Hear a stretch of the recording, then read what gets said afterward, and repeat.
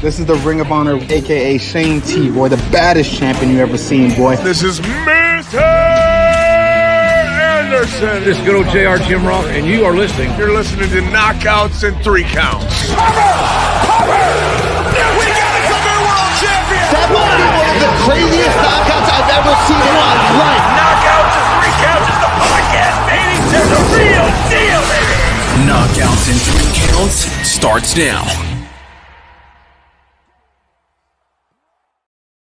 What up, no? It is another Tuesday. This is Knockouts and 3 Counts. We are back, and we've got a lot to talk about, as you can tell from the title. We've got everything from AEW. We've got everything from the fights that went down. We've got the passing of Sabu. We've got Backlash. There's the UFC, the new fights that have been announced, dude. All kinds of stuff that we got to talk about. J-Bone, how you doing on a Tuesday, bro? I'm good, man. Sad to hear the news about Sabu.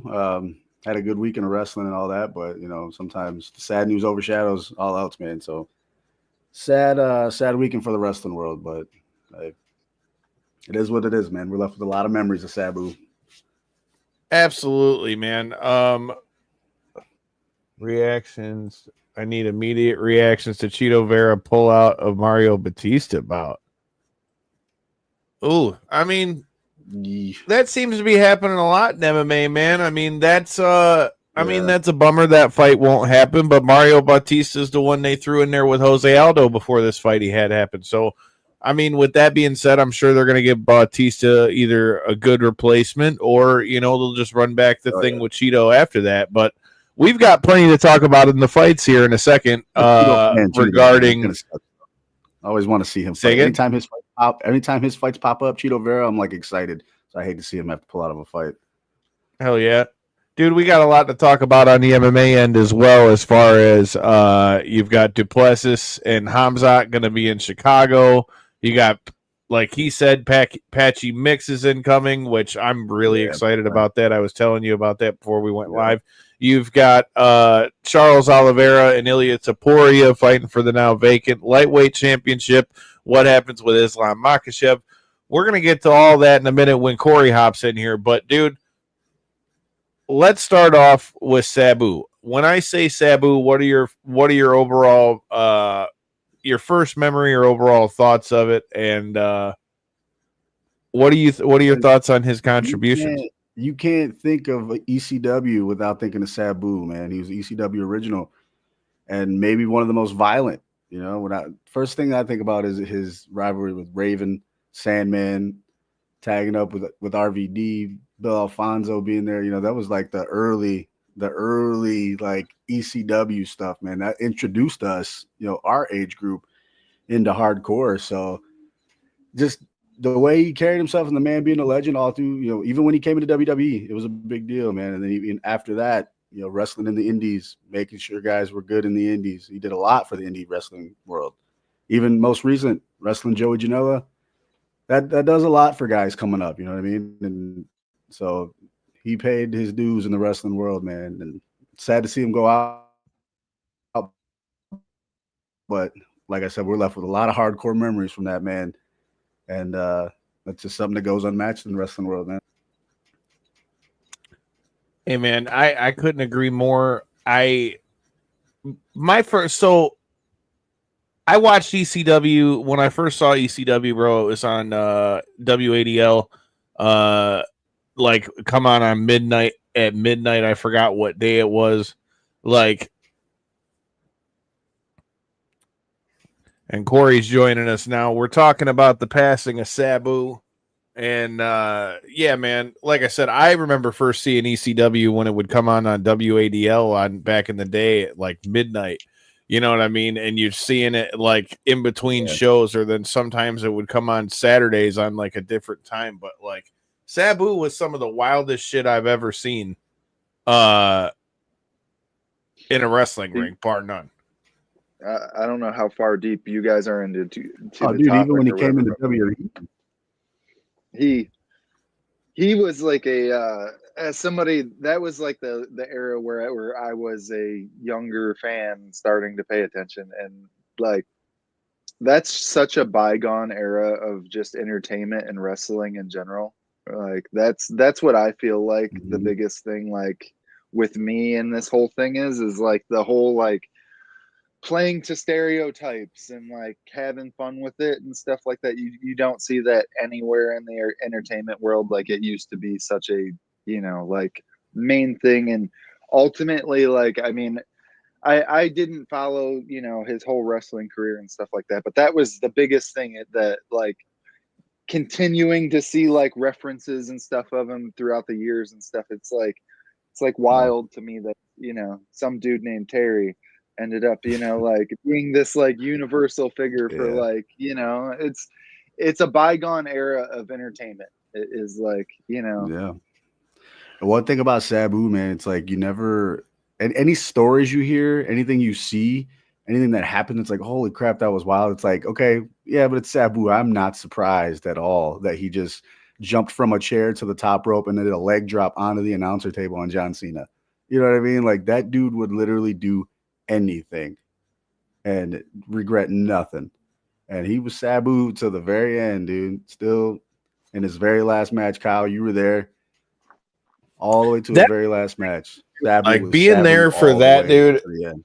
So being there for that is something in and of itself. Another big thing for me, even though it was obviously much later in the ECW trajectory, bro, is the rise and fall of ECW DVD. I don't know how many of you guys remember that, but I I watched have that that. thing a lot of times, dude. And Sabu, especially being from Michigan, with Sabu basically being from here, you got his uncle, the Sheik, you got his contributions with how they helped Rob Van Dam and all these other guys, man. It's just crazy that I feel like he never really got to do his just due that he should have had. Like when you look at the feuds with like him and Taz, he was the guy that really introduced putting people through tables in wrestling. Yeah. You know what I mean? He There's was the just so king many of the, things. the lights out like surprise. Lights Too. You on, know what lights I off mean? was him. Yeah, dude. That was Sabu all the way, bro. It's just wild, I bro. was just So telling many Corey, matches. the on Raw when he jumped from the chair to the top rope with the leg drop on John Cena on the announcer's table. Like that was something incredible, but at the same time, we're just like, you know what? That's just Sabu, bro. He's How just about when crazy he like that. How about when he fell off the Raw when ECW invaded WWF and the set used to be the old RAW and he's on Oh top of yeah, the A and goes yeah, to jump and the A like tips forward and so yeah. he He just kind of falls bit it. forward onto the guys that are down there, dude. Just like Sabu was one of a kind, dude. I Yeah, got to hang out with him a few times. I'm glad that I got to be at his last match. It was wild to see him come out, see the Sandman come out through the arena with the Enter Sandman entrance. That was a dope thing to be at live. I think that was the first time I've ever been in the building for that. Like I said, I just feel like there's a lot of things that Sabu helped originate. You know what I mean? That I feel like he didn't really get the credit for what it was. And J-Bone, for you being a wrestling guy too, can you imagine what the run of Sabu in WWE would have been like if he no, would have if he wouldn't have gotten in trouble when him and RVD got popped, like yeah, just when they were starting to get yeah. hot, like it would have been nuts, dude. Well, you know what's crazy is he was used as like a fearful tactic, especially when ECW was kind of coming into WWE. We still like ECW was watered down ECW, but we still were using Sabu as like the fearful tactic. Like they put him against John Cena on Raw, and that's saying something. That was a man to be feared in the ring, and everybody knew it, man. And his as much as we would want more for Sabu when it was going on in WWE, his legacy was never tarnished. He was still as violent as ever. So I just feel like that alone, man, you can't say that about a lot of people. Sabu's legacy was never tarnished in the ring for me personally. People can say what they want outside the ring, who he was outside the ring, and his demons he had is what it is. Ring work alone, one of the greatest. Shout out to Mizian Smith, man. Shout out to all of you guys watching. Make sure you guys check out the Motor City Championship Wrestling Con going down August 16th and 17th. I'm going to be doing a panel in there. I'll be interviewing a bunch of people from The Godfather to Teddy Long and who knows what else. You got to make sure you get your tickets. Make sure you come check out that shit live. Shout out to them. Shout out to the Ring Review Podcast, Houston the Genius. I just seen you guys at AEW. Which that's as good a time as any to kind of transition into that. Art, what up, though? We were just talking about our memories of Sabu. Feel free to drop some in the comments. Yeah, dude, AEW was a blast. Shout out to AEW for having us at the D-Man Foundation, getting to be part of that recording session for some of the men and women there with special needs and stuff like that, and getting a chance to chop it up with Swerve, which if you guys are new here, whether you're watching on YouTube or Facebook or any of those, make sure you hit that subscribe button. You can go back and check out the full Swerve interview that's up on YouTube. It was good to get to chop it up with him, man. He remembered the tattoo on my arm from when we were in Jacksonville a few years ago. You know, we talked about the Evolve days and his feud with Matt Riddle. We talked about you know, him getting to work with the D-Man Foundation and the superpowers of pro wrestling. We also talked about obviously some of what's going on in AEW. Hear his thoughts about the big cage match that's going down in AEW in Chicago. Coming up here this week with Samoa Joe and Moxley. I appreciate you. Make sure you guys check that out if you didn't get to see that one. Because it's interesting timing with them being in Chicago, because I don't know if you saw, J-Bone, but they just announced a residency at the Aragon Ballroom, the same as they got coming up in Philly with the ECW Arena. I like that. Chicago's pretty close. I feel like that's a trip that's makeable. I mean, I'm always trying to get you out of the house. So, I mean, Chicago's super cool. You know, well, I don't know if I like Chicago more than Vegas, but hey, I'm with it. Let's make it happen. I'm down with a good time. Let's make it happen. If you guys are watching this, make sure you like it, share it, retweet it. Make sure you let everybody know. If you guys are got any thoughts on the topics, please let us know in the comments. I want to see everybody's thoughts on Sabu's like best moments. You guys could right, dude. I want to know. I want to hear some Sabu stories. Feel free to drop those throughout the show. I'm pretty sure he's he's featured on the Dark Side of the Ring tonight, I believe, right? I've been seeing clips and videos about it. I'm not sure if that's tonight's episode, but I'm definitely gonna be checking out. Dark Side of the Ring is like one of my favorite things. I love watching that show. Yeah. I think the original Sheik episode might be tonight. Bro, the Billy Jack Haynes ones from last week was fucked up. Yeah, you're not wrong. Bro, Wait, that one last week I meant to ask you your thoughts on Lights Out for Corey lost power. It's Sabu, bro. It's Sabu. You know what I mean? It's Sabu. Where's Sabu at? Kyle, I meant to ask you your thoughts on AEW being at the Masonic. Corey don't know. That's Sabu. I meant to ask you your thoughts on AEW being at the Masonic. What do you think of the venue? Dude, I had a blast, dude. I mean, I've said this for a while. If AEW's numbers as far as attendance aren't as good as they were, I'd rather see them do buildings like that. And I told you when I got to work Mitten Muay Thai, which shout out to Mitten Muay Thai. Hopefully I'll be back on the mic for them soon. That's a dope ass building to be in. Yeah. You know what I mean? Like, it was not cold in there. Oh yeah, dude, it was definitely cold in there, and it's wild that even in 2025 there's still no food in there except for like pretzels and shit. Yeah. My kid was not happy about that. Yeah, potato chips. That's all we could get our hands on in there. Sounds like a ICP concert. But you know what? For as many tickets as they distributed to all of us locals and podcasters and media crew, you can't complain. You know what I mean? The seats were nice. Everybody got to hang out together. It's a coming together. You know, we got to get. They looked out, man. The Ring of Honor stuff was dope. We got close enough to pretty much run the damn soundboard for that. Shout out to Shane Taylor, bro. You know, we had a good time there. Shout out to Caitlin from AEW for hooking it up. And not only with that interview, but hooking us up so J-Bone and Lily could come out and check out some AEW. Good time. Yeah, dude, it was a good time. And then there was our boy Shane Taylor and the Pool Hustler. Yeah, you want to tell that story on here? I mean, there ain't nothing wrong with it because Shane didn't get hustled. So Shane knows what's up. He knows. Yo, so for context, we went and linked up with our guy Shane T. Shout out to Shane Taylor and Shane Taylor Promotions. Go over there to Temple Bar. We're all chilling, having a good time, and Shane wanted to play pool. Well, next thing you know, here comes. When I tell you this man looked like Pee Wee Herman, had khaki pants on, had the plaid shirt with it all tucked in, had Skechers on too. And so we're just getting ready to start playing pool, and here comes this guy, and he's like, "So what are we playing for? What are we playing for?" And Shane's immediately like, "Homie, you're giving away your hustle right now." You know what I mean? And of course, this guy acts like he doesn't know how to play, but misses a couple shots, but still managed to win both games. And then this lady comes up and starts trying to like be all flirty when we all knew what time it was. You know what I mean?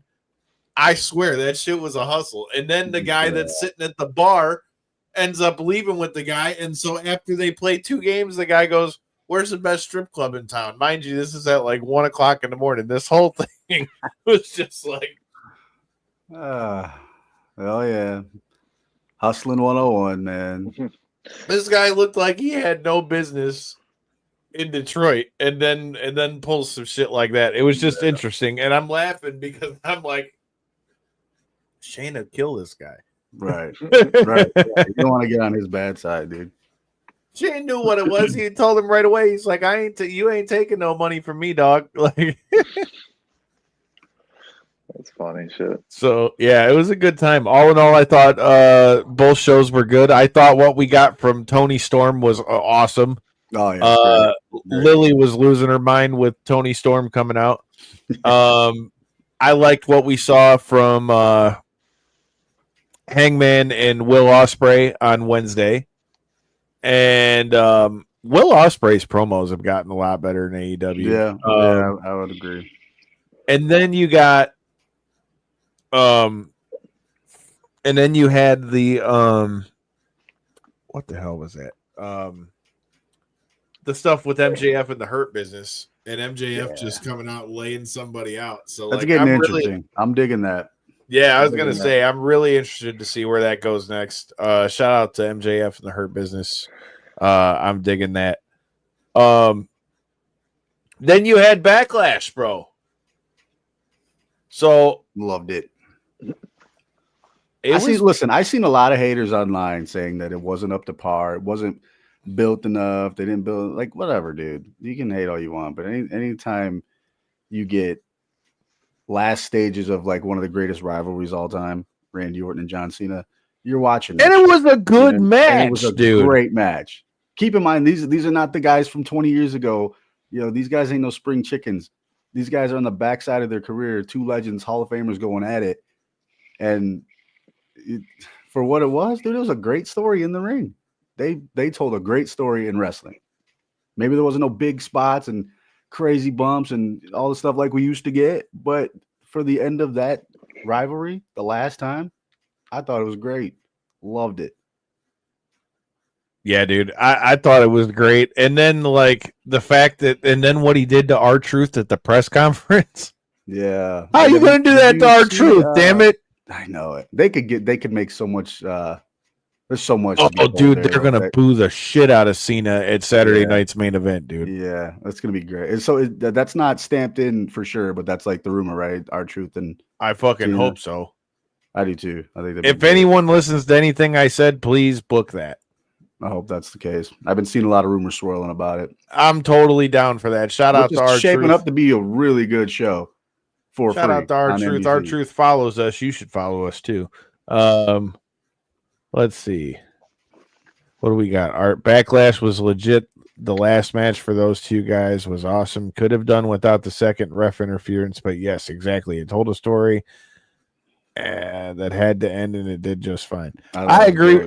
I agree with that, bro. Like all in all, the whole thing. And then can we talk about the way that Jeff Cobb showed up?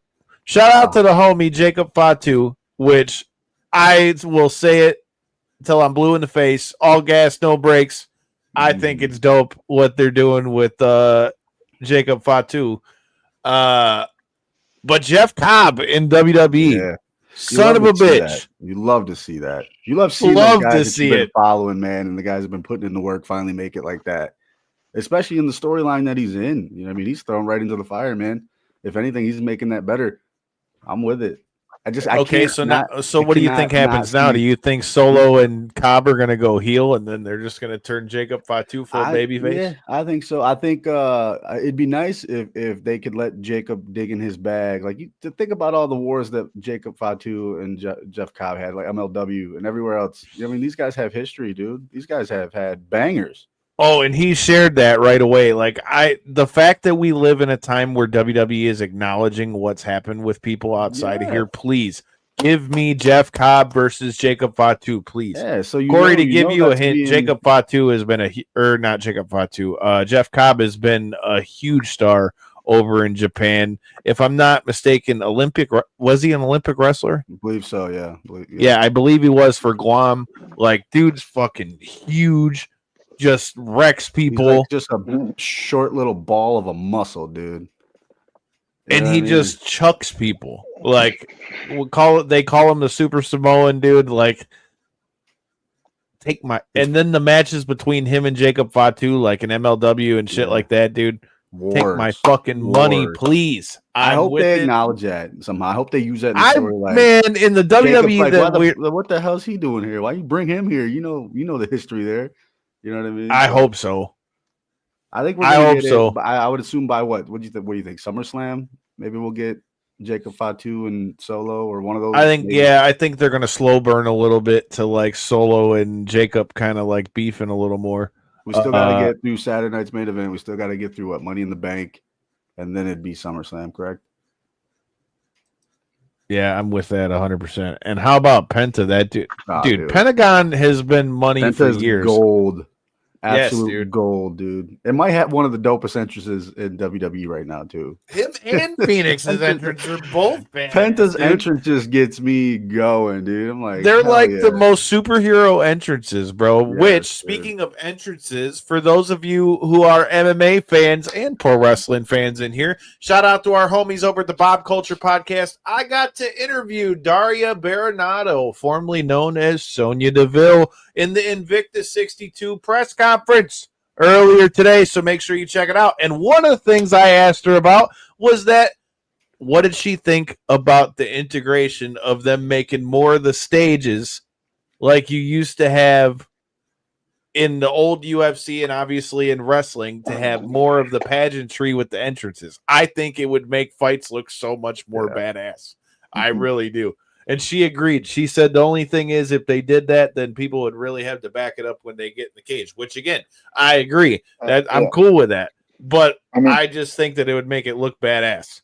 I'm sure we're going to spin into it later, but look at how much of that added in that JDM walkout when it was TNT. Right. If you had the pyro and shit like with WWE and like the video behind it, come on, bro. That shit's badass. I'm sure it's on the table, dude. Even when we were on the commentary booth this last Saturday, I mean, we check it out on Expectation Sports. Or may not have got a warning for talking too much about. We got a warning. I do not own the rights to this music. Yeah. Would you get a warning for? Tell me. I do not own the rights to this music. We can't. I can't talk about people's walkouts anymore. Yeah, I think when they're showing the fights live, they play the music, but I think when they play them back on the replays, they dub over the music. So they don't want us to be commentating. Can't mention it. Totally made sense, but I was just trying to use it as like the filler, you know? It's totally it's the only glimpse into these fighters' personality. And that's why I truly agree with what you're saying, Kyle, not to just spin this into MMA immediately, but it really does add such an element because it's like, what's their choice of mood to try to implement on this crowd before they go, put on this show? So I feel like it really is a big thing, and if you can, the more you can do to actually put that on display, I feel like it really adds something. I agree. See, Makes total sense. like I said, you got to make sure you check that out again. Shout out to Pop Culture Podcast for the connect on that one. Shout out to Ross, Invicta, TNA, all them. Appreciate you. But with that being said, we talked about those matches. To Art's point, yes, the Pentagon match with Dom Mysterio was nuts. And then we saw what we saw with Seth Rollins and all the stuff with him and CM Punk and all that as well. What did you think about that, J-Bone? From Raw, well, I thought it was great. I thought it was put together great. I love that we're finding ways to keep the Seth Rollins CM Punk rivalry going, because I was kind of concerned where it was going to head after WrestleMania. But hey, we got more questions than we got answers at the end of that show. They need a third man, and I don't know if this is going to play out to where a lot of people are saying Sammy's the third guy in that group. Sammy's going to pull a double cross. We'll see.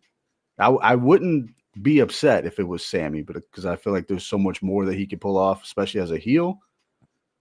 But I'm also hoping that it's just somebody that we just didn't even think about. You know what I mean? I'm with that. I still say that Drew McIntyre would be an interesting one. I heard I heard he got pretty messed up in that match on Saturday, which was a banger. I heard he took the choke slam and completely missed the table. So his head bounced off the floor, literally, is what I read.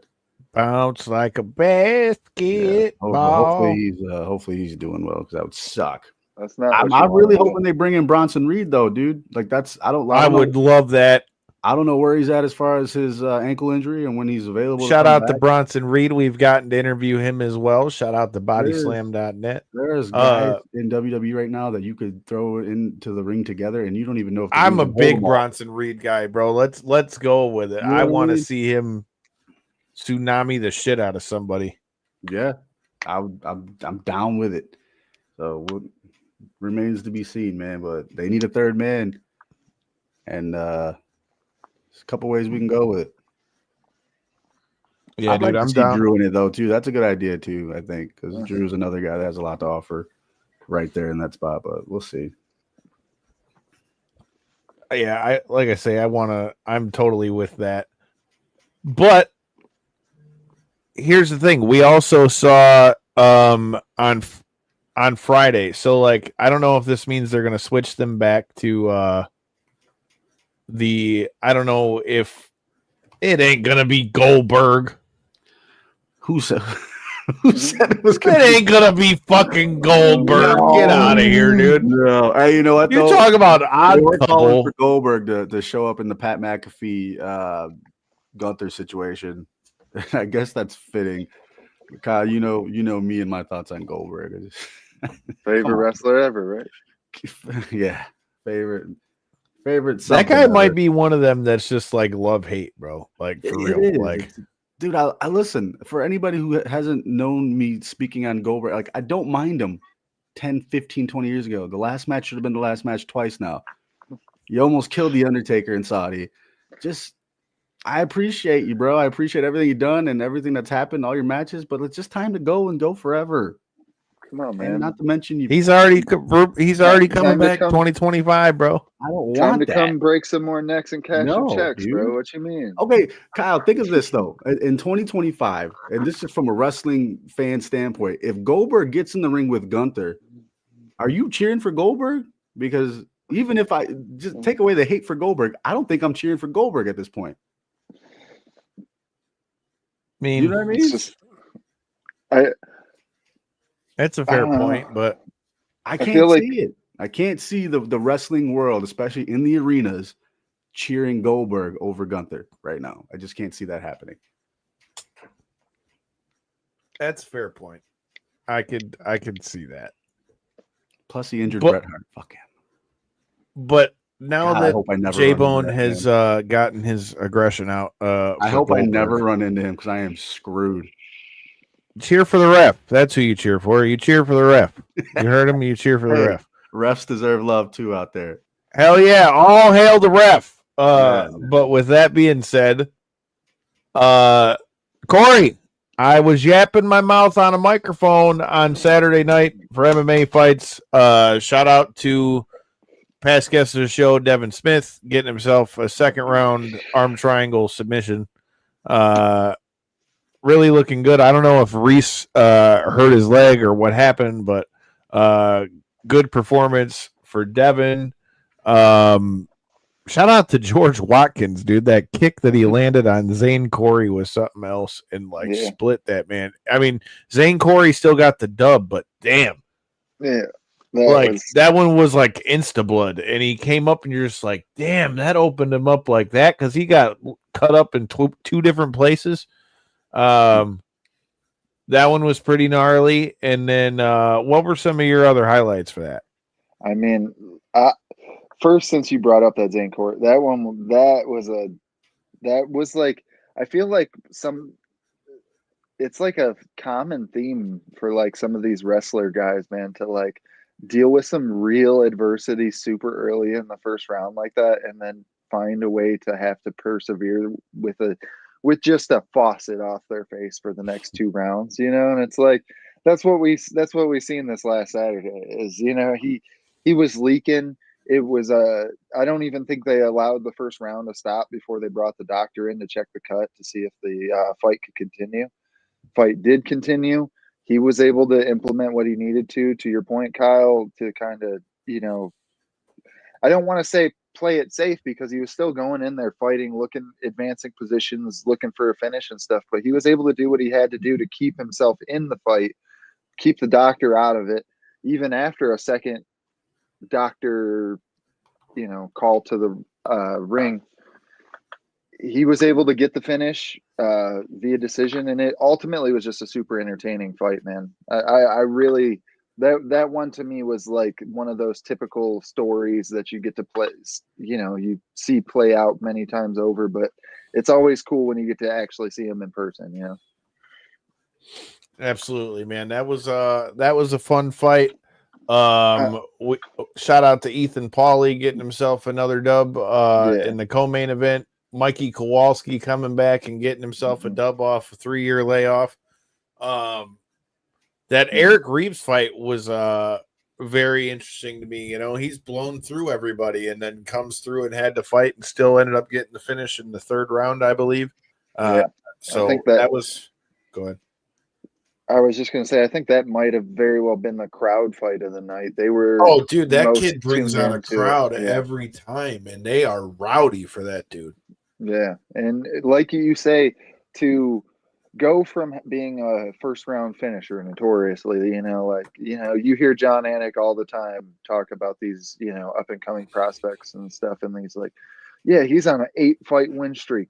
9 of which are by first round KO or first round submission or whatever, and it's like, it really is an impressive stat, but it also leads a lot to mystery because you don't know if the fight even plays past that second, into that second bell. Are you even there? Are you the same fighter at all? And ultimately what we were able to see in that one is, he played more to a game plan typically than he does in most of his fights and still worked out very successfully for him. So to see him be able to go through what he did and persevere through those rounds without much issue. And if my mind's not slipping right now, that was 5 rounds, right? It was a 5-round fight, but he finished him. Yeah. So, I mean, it was just the way he went through it, though, is what I'm saying. Like, he didn't look for that first round, just immediate blow through like what we've seen from him in the past. I mean, he tried, but yeah. Shout out to his opponent. That was a hell of a fight there.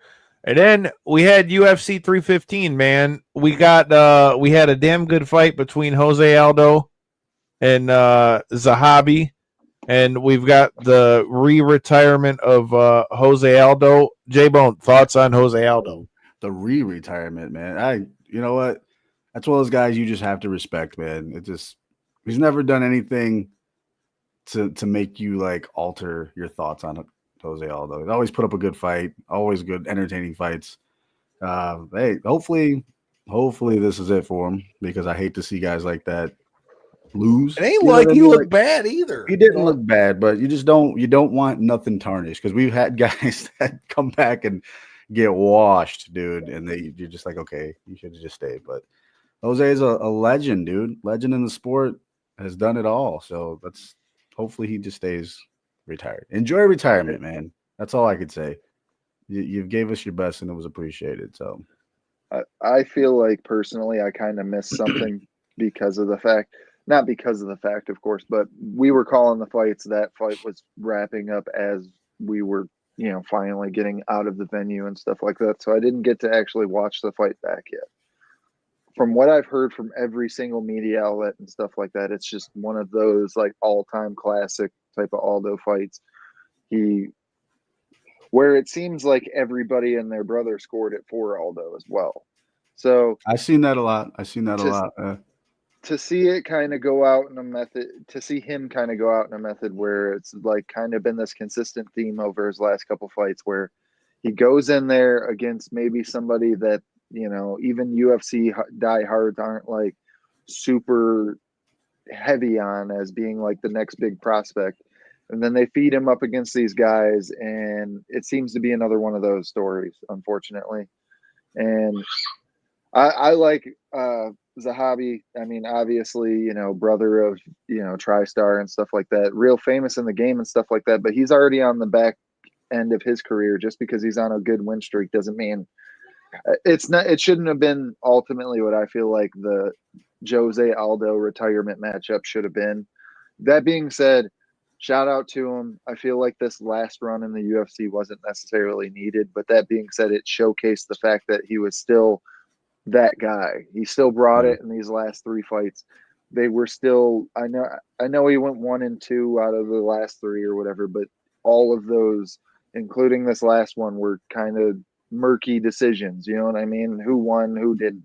So he's still in there contending with the next, echelon of contenders in the UFC and stuff. So I like to see that he's going out on his own behalf and not because he's getting pushed out the door because he's, getting mopped up with, by these prospects. But shout out Jose Aldo for everything he brought to the game. He really, I feel like, opened a lot of people's minds to those lower weight classes and what they could bring.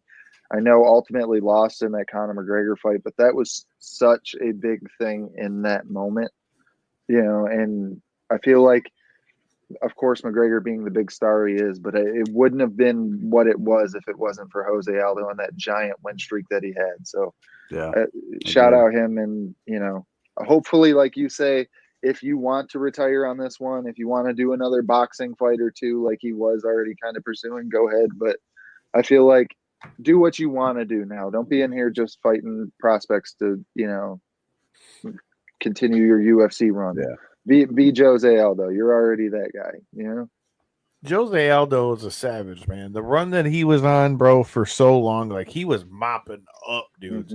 And the way that he used to, like the fight that he had against Uriah Faber when he just beat the hell out of his leg like that, that might be the worst I've ever seen somebody's leg get beat up to the point where this dude couldn't even barely walk anymore. Jose Aldo is the king of Rio, flat out legend. Like, there's not anything you can say. And the fact that he's still contending with these young bucks at the age that he is, if Jose Aldo would have went to 135 even 5 years ago, dude, he would have done some serious damage over there too. So like I said, I have nothing but respect for Jose Aldo. I'm kind of at the point I hope that he's done with it, unless it's like some kind of specialty fight or whatever. But all in all, got to give credit where it's due. Jose Aldo is the man. All right. Now we got to talk about Valentina, bro. Valentina wins again.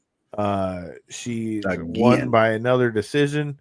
But I mean, look, bro, you keep setting them up. She keeps knocking them down.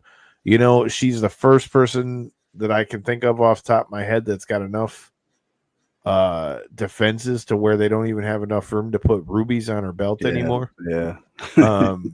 Like, here's a question, and I mean, I guess this is the best way you can put this, because I mean, shout out to Manon Farrow. You know, she did her thing too, but I mean, again, like we were just saying with Jose Aldo, Valentina's still taking out them young bucks too. Mm-hmm. You know what I mean? Like, you got to call it what it is. Do you think that because Valentina lost to Amanda Nunes, do you think that there's any chance that she can ever be considered the GOAT? Or do you think that because she lost to Amanda, that kind of screws it up? Because the only reason I ask that is because when you really think about it, you know, Valentina started way before all of them and is still going and is still champion now. So, just a thought. What do you think, J-Bone? That's tough, man. But no, I don't think it tarnishes anything. I mean, like you said, I'm not saying she tarnishing it. I'm saying, she was do you here. think that she could be considered the best, or do you think I because do. of those losses? I think so. Yeah, because she's dominating these women, right? And yeah, she has that one loss to Amanda Nunes, which arguably is the GOAT also. But like you said, she's still going, and she was here before them. So I think it's hard to argue that she's not the GOAT. You know what I mean? But you're always going to have those fans that are going to back that up. And it's just one of those arguments that'll never go away. But it is what it is. I mean, like you mentioned in your, I guess, argument or question, is you know, she lost it in the head-to-head matchup, which of course is a huge argument, and that's why I feel like when you look at like the total runs and stuff, you could probably say Cyborg was ultimately a better fighter than Amanda Nunes, but she even started before Cyborg. That's what I'm getting at here is I feel like Valentina, if you look back at that fight, Valentina was the much smaller woman. I really wish they would have. I know they were rumbling about making that matchup again for the third time.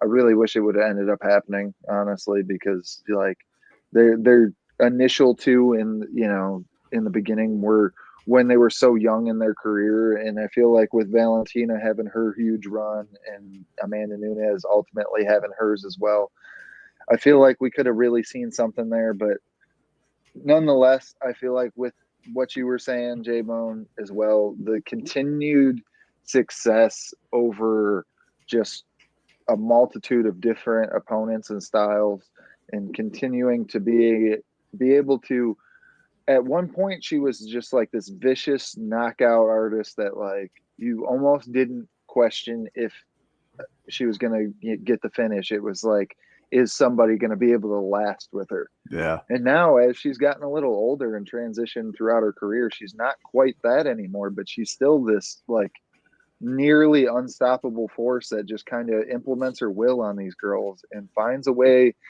to get these rounds in her, favor, where it seems like Father Time's starting to want to pull on her a little bit, and she's just not allowing it. She's going in there and she's putting on successful title defenses against, the next who's who.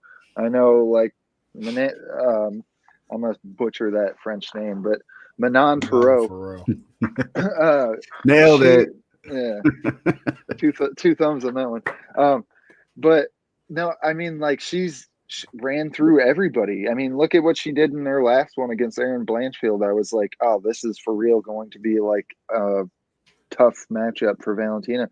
And it was. I mean, ultimately, look at most of the judges' scorecards. I believe 2 out of the 3 scored it so that it was 2-2 going into the 5th. Mm-hmm.